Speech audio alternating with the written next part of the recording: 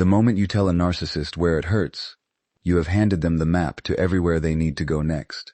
And I want to sit with that image, the map, because it captures something about the narcissist use of emotional disclosure that the word manipulation, overused and underexamined, fails to convey with sufficient precision. A map is not a weapon in itself. It is information. It is the rendering of a territory into something navigable, something that allows the person holding it to move through a landscape with a confidence and an efficiency that would be impossible without it. And that is precisely what your emotional honesty provides to a narcissist who has learned to receive it not as the intimate act of trust it was intended as, but as reconnaissance. Your disclosure of distress does not produce in them the compassionate response that authentic emotional sharing is supposed to generate between people who genuinely care for each other. It produces a clearer picture of the territory, a more precise understanding of where the leverage is. This is not a cynical observation about human nature in general. It is a specific and clinically precise description of how emotional information is processed, by a personality structure in which the empathic response, the automatic, neurologically grounded experience of being moved by another person's pain, is significantly compromised. In a securely attached person with intact empathic capacity, your disclosure of distress activates a response organized around care, around the instinct to reduce the distress, to be present to it, to offer the kind of attuned witness that genuine human suffering requires. The narcissist system does not reliably produce this response. What it produces instead, particularly in the context of a relationship where power dynamics are already established, is something closer to strategic assessment. Not always consciously, not always with the cold deliberateness that the word strategic implies, but functionally, in the way the information gets used, the effect is the same. What this means in practice is something that contradicts one of the deepest instincts of the empathic person. The instinct that says authentic emotional disclosure is the path to genuine connection, that being honest about your pain is the way to be truly known by the person you are in relationship with. That instinct is not wrong as a general principle. It is wrong as a strategy in this specific context. Because genuine connection requires two people capable of receiving authentic disclosure, with care, and the assessment of whether the person you are disclosing to has that capacity is not a betrayal of the principle of honesty. It is the condition that makes the principle of honesty something other than a guaranteed method of self-harm. There is a concept in trauma-informed psychology that Bessel van der Kolk articulates with particular clarity, the idea that the body keeps the score, that our nervous systems carry the record of every experience of safety and danger we have encountered in our relational history. And one of the things that record contains, for the person who has been in significant relationship with a narcissist, is a deeply etched pattern, the pattern of what happened every time they were honest about their distress. The escalation that followed the disclosure. The way the revealed vulnerability appeared again later, in a different form, deployed at a moment designed to maximize its impact.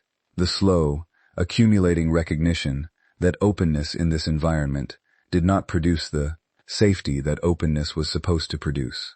The nervous system learned, even when the conscious mind was still constructing reasons to keep trying, what the strategy of everything is fine actually is.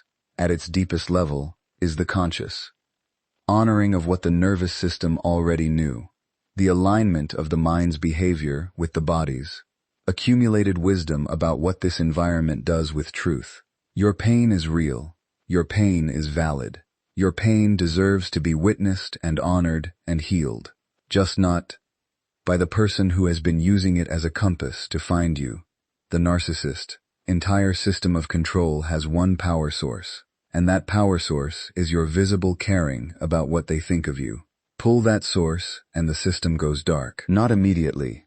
There is a period of escalation that almost always precedes the darkening, as the system attempts to restore its power supply through more aggressive versions of the tactics that were already failing.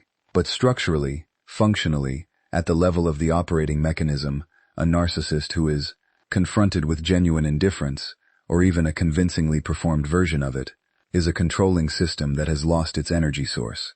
And a controlling system without an energy source is not controlling anything. To understand why indifference, real or strategically performed, is so specifically and so completely disruptive to the narcissist's behavioral repertoire, you have to understand what every single tactic in that repertoire is actually designed to produce.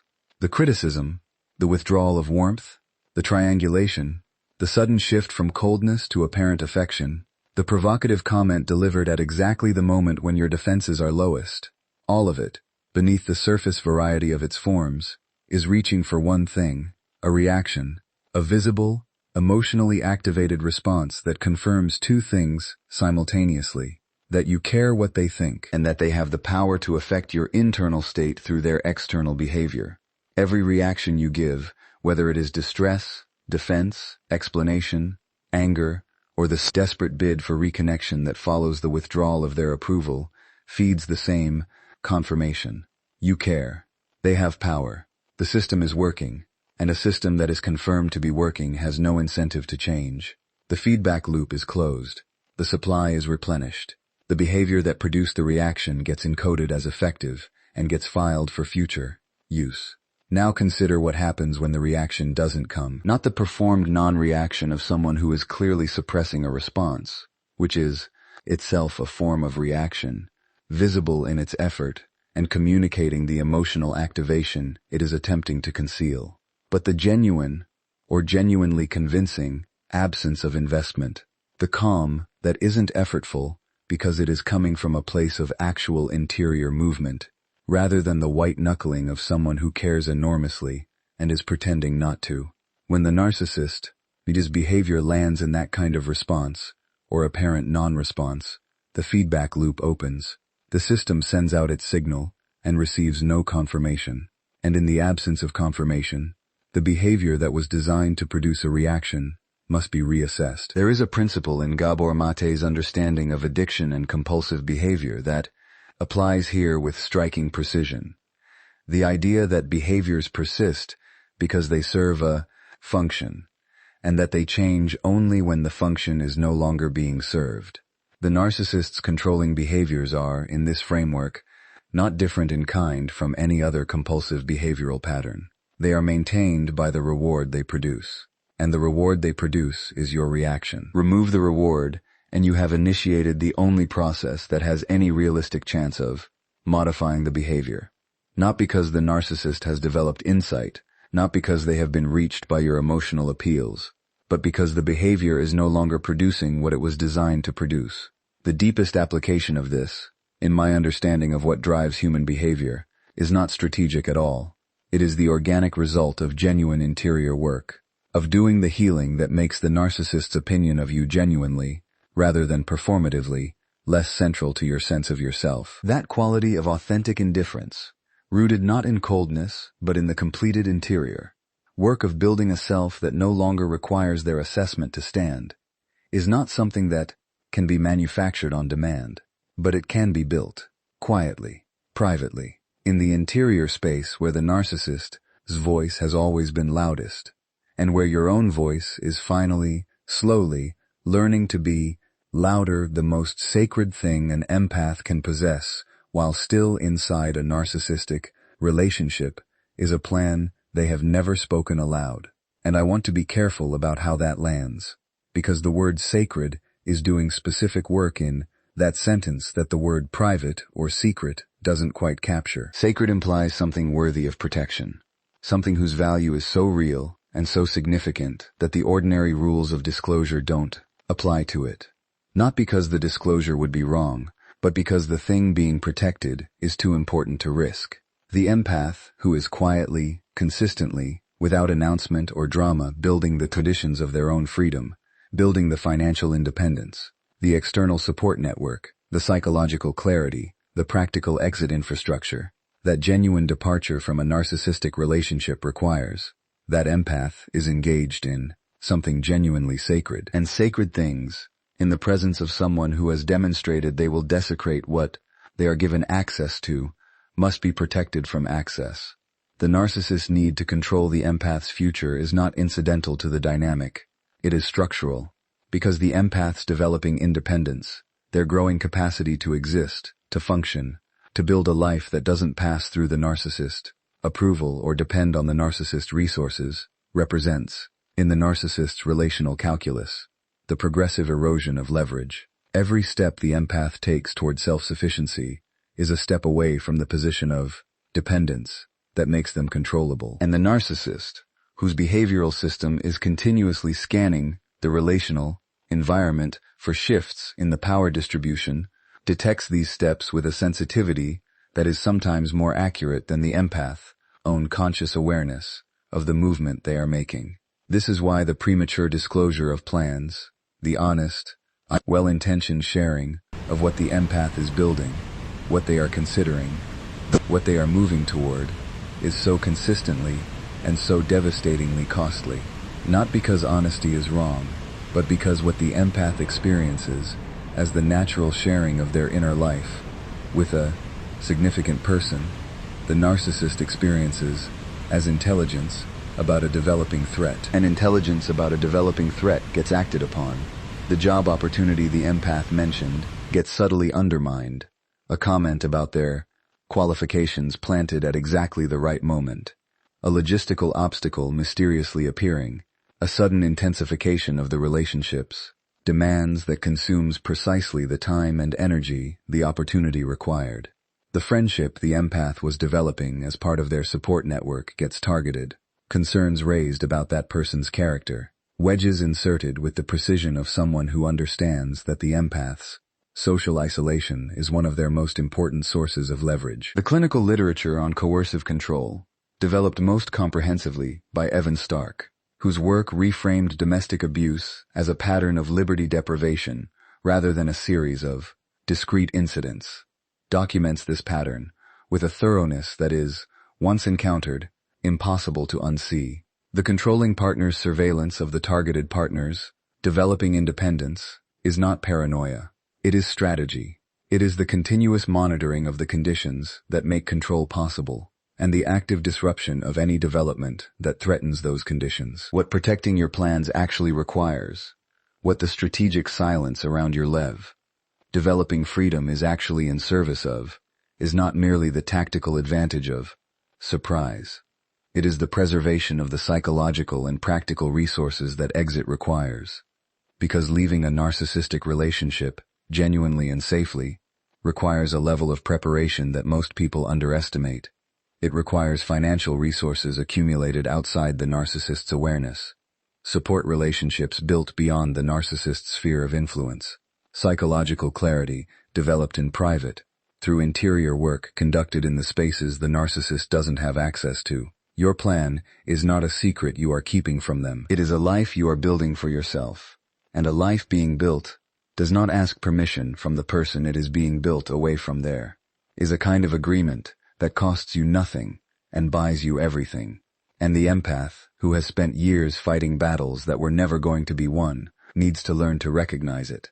Strategic agreement, the deliberate, selective, and entirely insincere validation of the narcissist's position on low-stakes matters, is the most consistently underestimated tool available to someone navigating a relationship with a narcissist. Not because it changes anything in the fundamental dynamic, not because it produces genuine peace or authentic resolution or any of the outcomes that real agreement between two people in genuine dialogue is capable of producing, but because it conserves something that the empath's years in this relationship have depleted to a level that most people on the outside cannot fully appreciate.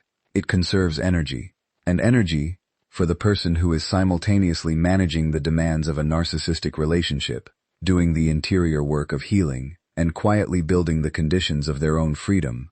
Energy is the scarcest and the most precious resource available. To understand why this matters so specifically, we need to look at what happens in the empath system during the conflicts that strategic agreement is designed to avoid. Because the empath who enters into genuine engagement with the narcissist version of reality, who argues, who presents evidence, who appeals to reason or fairness or the shared history that should, in any genuinely mutual relationship, carry some weight. That empath is not just spending time. They are spending nervous system resources that have a finite daily budget and that, once depleted, cannot be restored by anything the narcissist's presence can provide. The research on what is sometimes called ego depletion, the diminishment of self-regulatory capacity through sustained expenditure of cognitive and emotional resources, has been complicated in recent years, but the underlying clinical reality it was attempting to capture remains robust. The person who spends sustained energy on unwinnable conflicts has less energy available for everything else, for the work of healing, for the maintenance of the external relationships that constitute their support network, for the quiet, consistent interior work of building the self that the narcissistic relationship has been systematically attempting to erode. Every argument engaged, every position defended, every attempt to establish a shared reality, with someone whose relationship with reality is organized around the protection of their own narrative, rather than the honest assessment of what actually happened. All of it draws from the same limited account.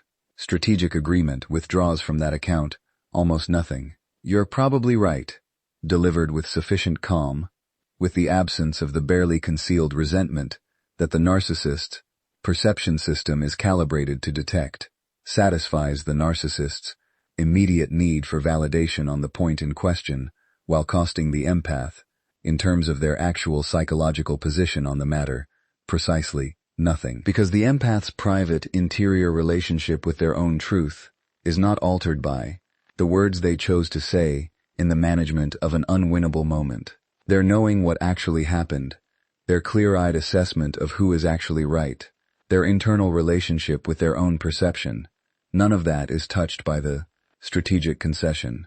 What Gabor Mate's framework of compassionate self-inquiry consistently reveals is the distinction between authentic self-expression, which requires safety to be genuinely possible, and the performance of self-expression in conditions that punish it.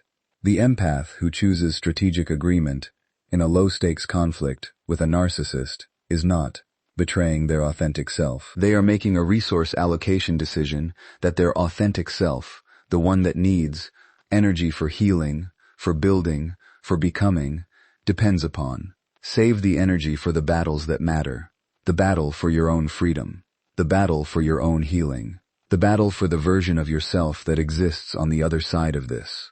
Those battles are worth every resource you have. This one never was.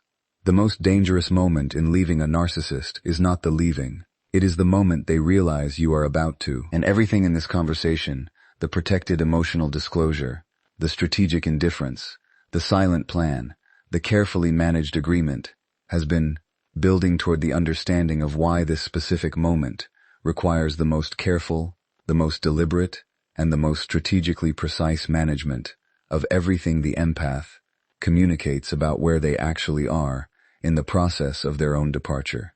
Because the narcissist who senses that they are losing control of the dynamic does not respond the way a person in a genuine relationship responds to the recognition that something is wrong.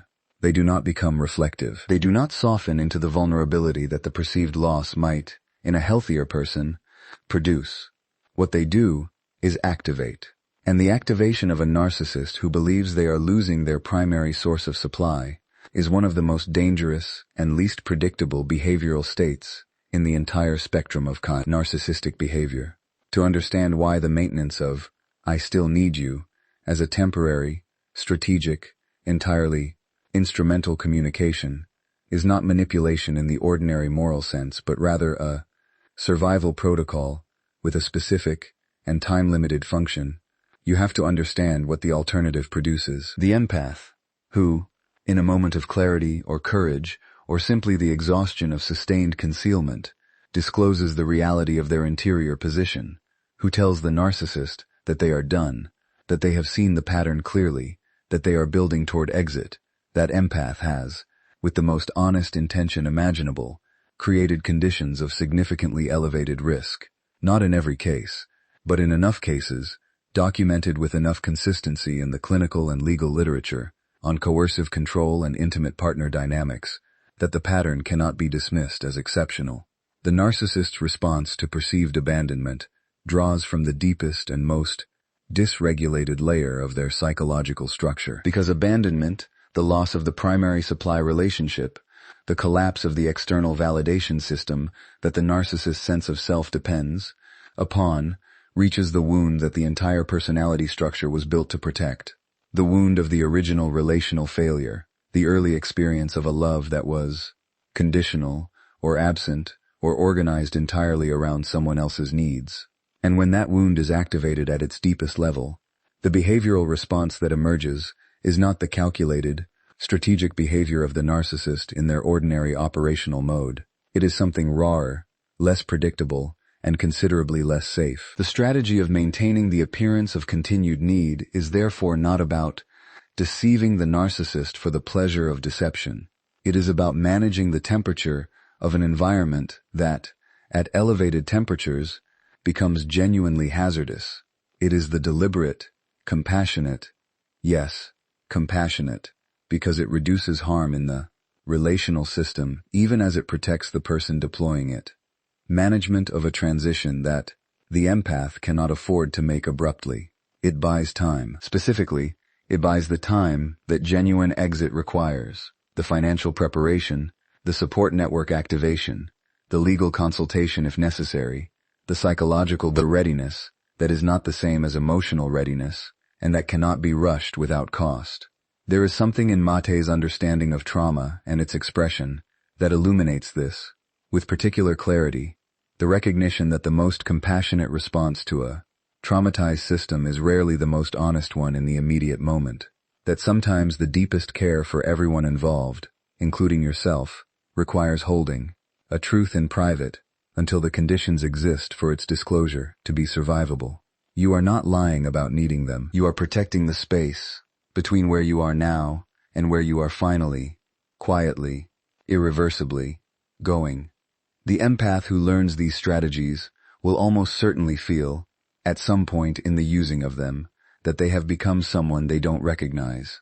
And that feeling deserves to be honored, not dismissed, not spiritually reframed before it has been fully felt, not hurried past in the interest of getting to the more comfortable parts of this conversation, because that feeling is real. It is rooted in something genuine and something important, the empath, fundamental orientation toward authenticity, toward honest self-expression, toward the kind of transparent mutual disclosure that genuine intimacy is actually built upon.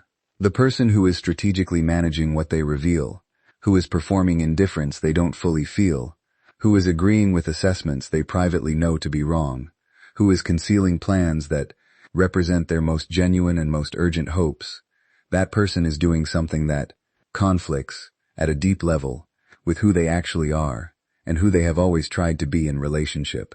That conflict is not a sign that something is wrong with the strategies. It is a sign that something was always wrong with the relationship that made the strategies necessary. This is the distinction that I find most important to hold clearly, because without it, the empath risks directing the discomfort of strategic communication inward, as evidence of their own moral compromise, rather than outward, as evidence of the relational environment that produced the need for it.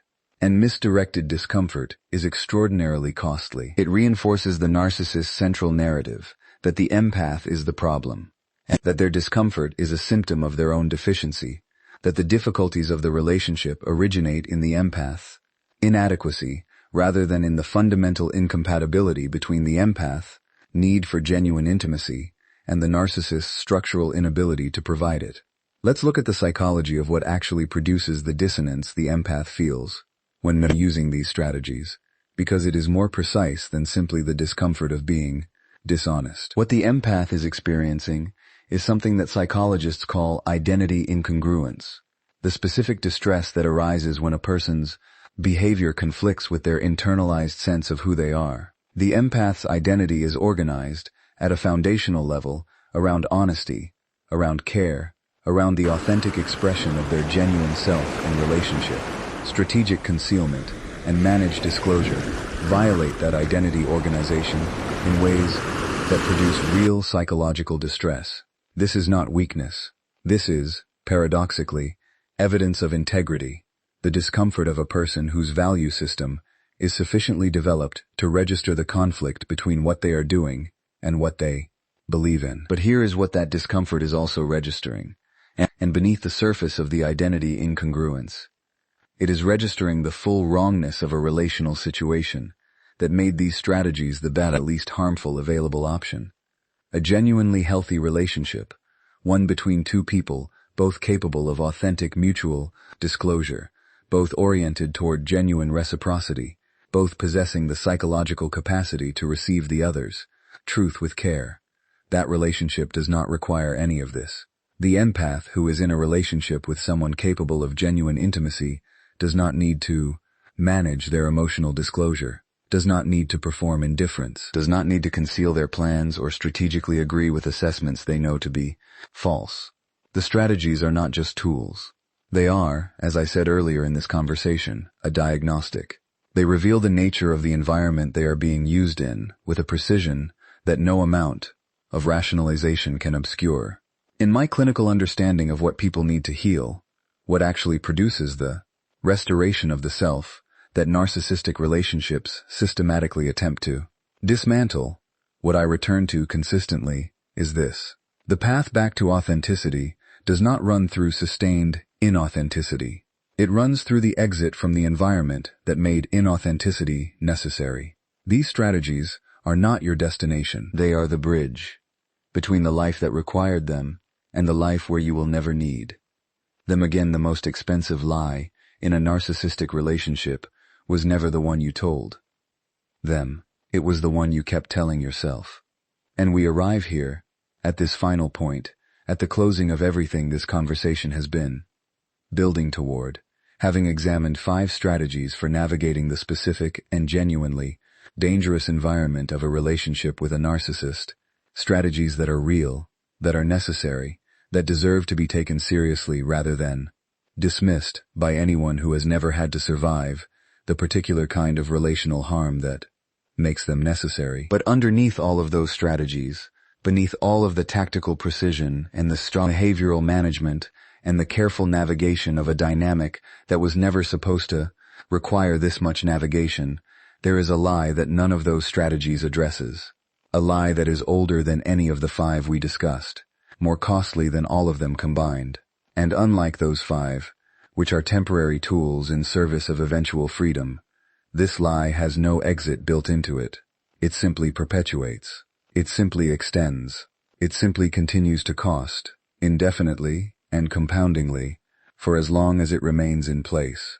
The lie is this: if I am patient enough, loving enough, clear enough, honest enough, understanding enough, something will change. I want to approach this with the full compassion it deserves, because this is not a stupid lie. It is not the lie of a naive or weak person.